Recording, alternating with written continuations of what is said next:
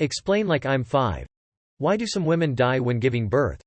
What is modern medicine doing to prevent that? Evolution set humans up with two problems for pregnancy. Our amazing brains require huge heads, even for babies, and walking upright limits the size of a pelvis. Combined, that means babies often don't always squeeze out easily. That increases risk of getting stuck, which can cause bleeding and infection. Then there's all the other things that go wrong with pregnancy. Pre-eclampsia and eclampsia. Clotting disorders. The placenta doesn't fully come out and causes sepsis after the birth.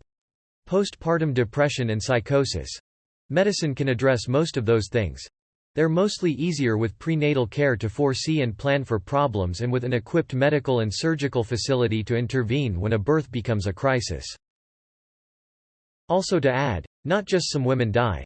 Throughout history, childbirth complications have killed more women, and babies, cumulative, than war has killed humans, cumulative. It is in fact the second largest killer in humans, second only to malaria. It is a feat that fewer women die today from giving birth, but still an ongoing battle, particularly in places where sanitation and medicine are hard to reach. Edit. Mortality data, maternal mortality. No, childbirth is not the second biggest killer today. Cumulative it has been though. The Spartans gave the same burial honors to soldiers who died in battle and women who died in childbirth. Makes sense. I've seen my wife give birth to 3 kids.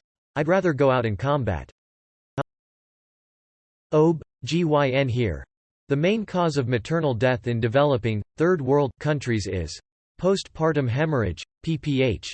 This occurs due to excessive and massive bleeding usually immediately after delivery of the baby or placenta. But PPH could also be delayed and only occur many hours later. We not give a prophylactic, preventative, medication to all women after delivery. Or at least to those who accept to have it. Usually this is oxytocin or some derivative.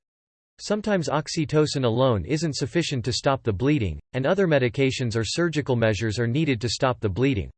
The most common cause of maternal death in developed countries is usually described to be hypertensive disorders of pregnancy, specifically pre-eclampsia and its associated sequelae. With pre-eclampsia there is elevated blood pressure that is sometimes significantly elevated and difficult to control. In addition, there is possible damage to other organs such as the kidneys, liver, and lungs. As others commented, historically, other major issues like infections were major contributors to maternal death.